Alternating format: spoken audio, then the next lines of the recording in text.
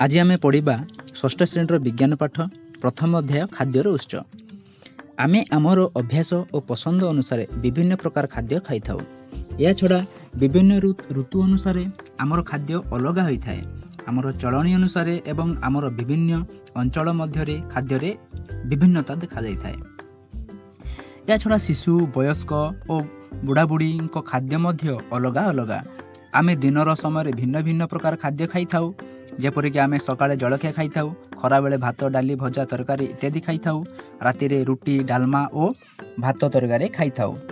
या छड़ा आमे सबुदिन एका प्रकारर खाद्य खाई न था।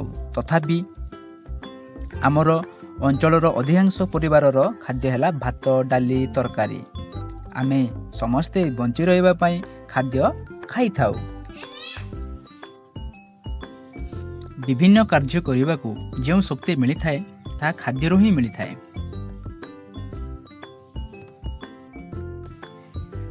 खाद्य शरीर को शक्ति प्रदान करे, विभिन्न रोग दाउर रक्षा करे, शरीर को उष्णता और ताप बढ़ाए। आमे आमर अधिकांश खाद्य गछ लता ठारू ही पाई थाओ। या छड़ा केतेक प्राणीज खाद्य मध्य खाई थाओ।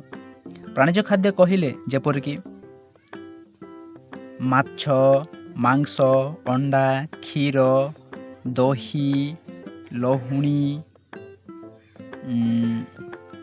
इत्यादि यही सब प्राणीज खाद्य। अर्थात आमे किछि खाद्य वृक्षलता ठारू पाई थाउ, किछि खाद्य प्राणी मानक ठारू पाई थाउ। जो सबु सामग्रीर मिश्रण रे खाद्य प्रस्तुत हुए ताहाकु खाद्यर उपादान कहा जाए।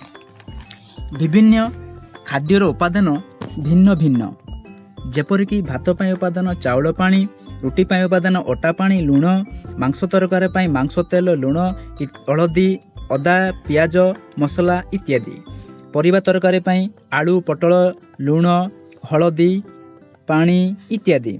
एही सब जिनिस को अध्ययन कले जना जाए जे आम खाद्यर केतेक उपादान उद्भिद ठारू मिली थाए, केतेक उपादान प्राणी ठारू मिली थाए।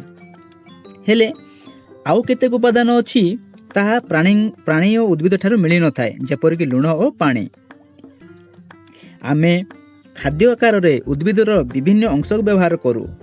केउठी आमे फल को व्यवहार करू, केउठी आमे फूल को व्यवहार करू, केउ जगह रे पत्र और कांड को व्यवहार करू। जेपरिक आलूर कांड व्यवहार करू, कदलीर कांड मध्य व्यवहार करू मंजा आकार रे, कदलीर फूल को व्यवहार करू भंडा आकार रे, कखारुर फल, पत्र, फूल, मंजी इत्यादि खाद्य रूपे व्यवहार करथाउ। मूलार कांड और पत्र को व्यवहार करथाउ। सजना गछर फल और पत्र खाई थाउ, काकड़ीर फल खाई थाउ, फूलकोबीर फूल खाई थाउ। किंतु कौनसी अजणा और अचिन्ना गछ खाद्य रूपे व्यवहार करबा उचित नुहे। या छड़ा प्राणी माने किंतु आम भली भात डाली तरकारी खाआंती नाही। सेमानंकर रुचि भिन्न भिन्न प्रकारर अटे। तांकर खाद्य अभ्यास अनुसार सेमानंकु तीन भाग रे विभक्त करा जायछि, शाकाहारी, मांसाहारी, सर्वाहारी। जो माने केवल उद्भिद बा उद्भिदजात पदार्थ खांती सेमाने शाकाहारी प्राणी अटंती। उदाहरण स्वरूप हाथी, छेली, गाई, ठेकुआ। जो माने केवल अन्य प्राणी मानक खांती सेमाने मांसाहारी प्राणी अटंती। उदाहरण स्वरूप बिलेई, बाघ इत्यादि। सर्वाहारी प्राणी जो माने उभय उद्भिद प्राणी को खाती से सर्वाहारी प्राणी कहा जाए। उदाहरण स्वरूप कुकुर, मनीष, कुकुड़ा, भालू इत्यादि इत्यादि।